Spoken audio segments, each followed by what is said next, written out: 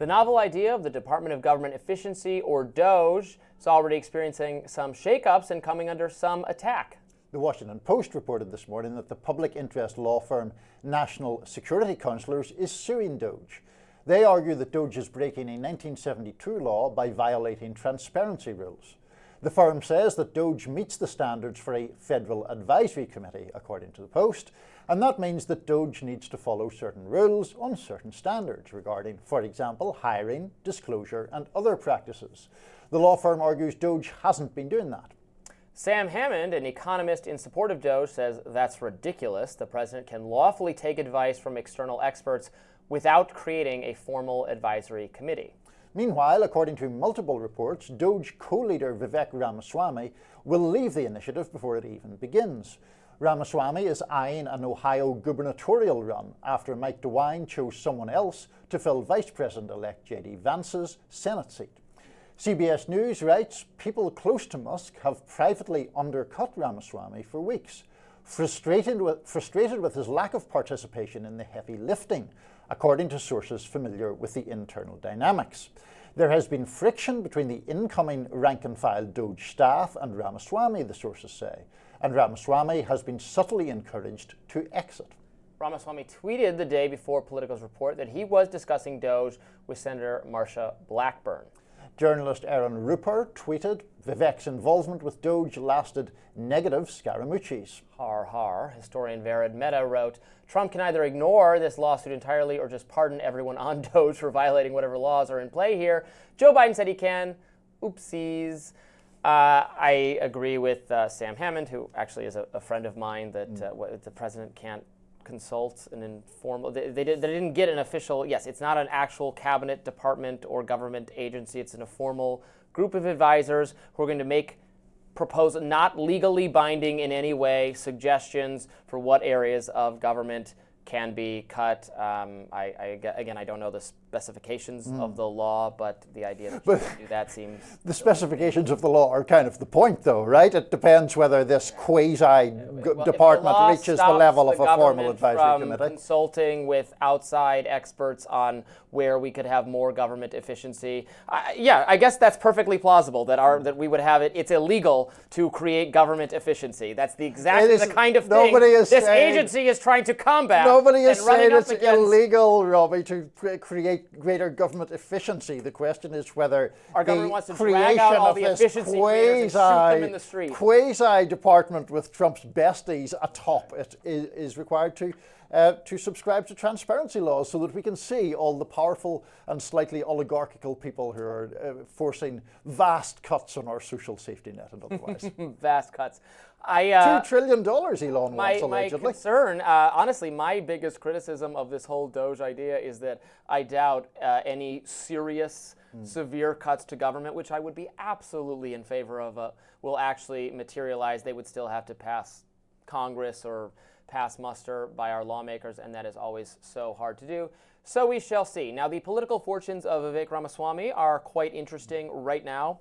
Obviously, he picked a fight with some other people on the right regarding the H-1B visa feud. Now, Elon Musk and Donald Trump had his side in that thing.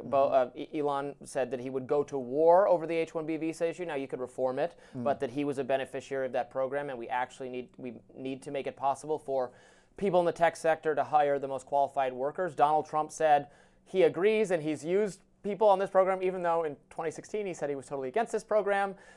Fair to criticize Trump for flip-flopping or whatever, but I actually never care when political figures flip-flop as long as they flip and flop to what I think is the correct position, and this is where they've arrived. Yeah, I mean, I remember somebody making that argument about the voters generally, that they don't care about flip-flops or U-turns as long as you end up facing the same direction as they do. Exactly. Now, I do question how it, there's a whole bigger argument there about whether someone like Trump is genuinely changing his mind or flipping for opportunistic reasons. That question always arises with politicians. On the DOGE point, it is a bit peculiar that they wanting to create greater government efficiency have created this whole new, unofficial department. But anyway, we'll let that go for a second. In relation to Vivek's thing and being on the side of the H-1B visa program, that is, as you say, one that Musk and Trump are on the same side as. But it's obviously caused quite a lot of discontent among the MAGA base, who are very, very opposed to it,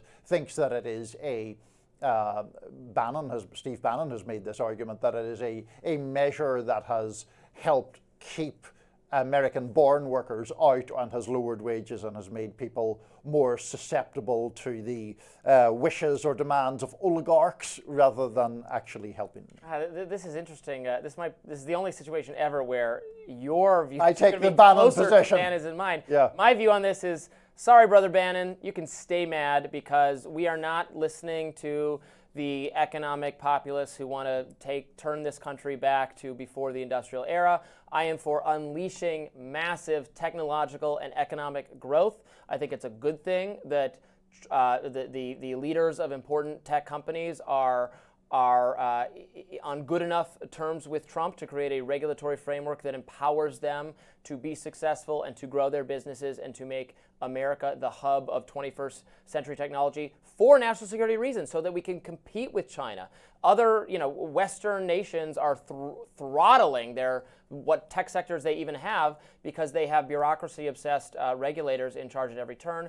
We are not doing that. Donald Trump doesn't want to do that. Steve Bannon may want to do that, but who cares? There are the losers in this argument. We are empowering a tech libertarian right to make this a productive, efficient, successful country once again. We may be or we may not be. All of that is a perfectly valid argument. I think that a lot of people who voted for Trump fundamentally disagree with that argument, fundamentally do take the Bannon position, fundamentally do think that this is about very rich people getting what they want at the expense of workers.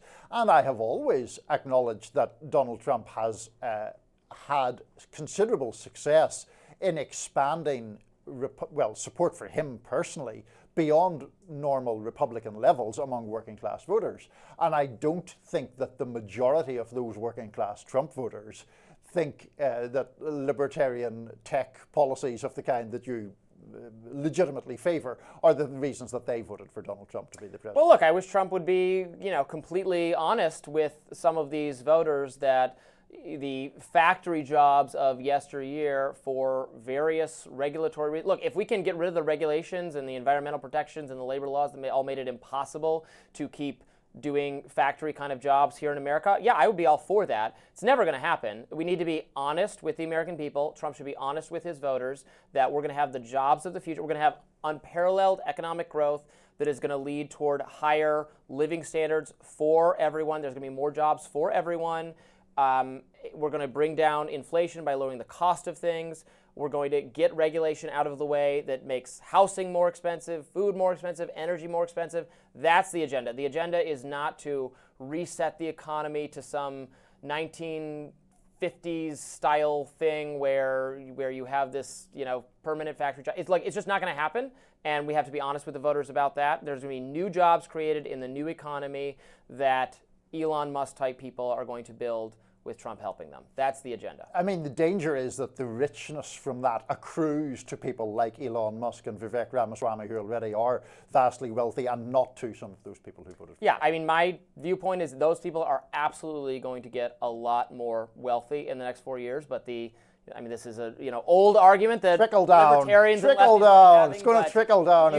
Your standards will be higher than they would if bureaucrats were preventing people from earning massive wealth. But we will be arguing about this for days and weeks and perhaps years to come.